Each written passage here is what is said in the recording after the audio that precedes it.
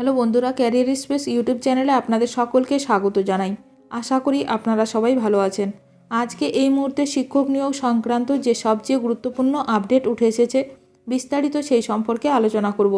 তাই ভিডিওটি অবশ্যই শেষ পর্যন্ত দেখবেন নিয়োগ সংক্রান্ত অনেক নতুন নতুন আপডেট পাওয়ার জন্য। বন্ধুরা, শিক্ষা সংক্রান্ত ও চাকরি সংক্রান্ত সমস্ত রকমের লেটেস্ট আপডেট আপনারা এই চ্যানেলে পাবেন।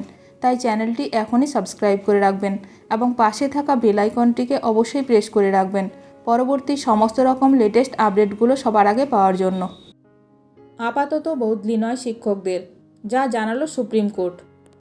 আপাতত বদলি নয়, শিক্ষকদের স্বস্তি মিলল।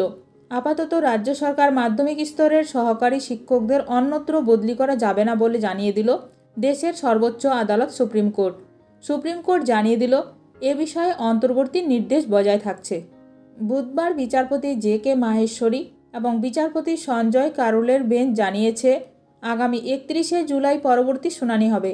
2017 সালে West Bengal school services commission আইন 1997-এ একটি ধারা যোগ করে শিক্ষকদের বাড়ি থেকে দূরে বদলির বিরুদ্ধে মামলা হয়েছিল। West Bengal school services commission আইন 1997 এর একটি ধারা 10(c)র জেরে শিক্ষকদের দূর দূরান্তে বদলি করা হচ্ছে বলে অভিযোগ তুলে মামলা দায়ের হয়। কেউ হয়তো চাকরি করছেন কলকাতায়, তাকে পাঠিয়ে দেওয়া হচ্ছে কাকদ্বীপে, কাউকে পাঠানো হচ্ছে মুর্শিদাবাদ, মালদা কিংবা দার্জিলিং। যদিও রাজ্য সরকারের পক্ষে আইনজীবী কুণাল চট্টোপাধ্যায় আদালতে বলেন, রাজ্যের আইন রাজ্যের সরকারি স্কুল শিক্ষকদের মানতেই হবে। সবাই যদি ঘরের কাছে চাকরি করতে চান, তাহলে যেখানে শিক্ষকের পদ খালি, ছাত্রছাত্রীর সংখ্যা বেশি, সেখানে কি করে পড়াশোনা চলবে।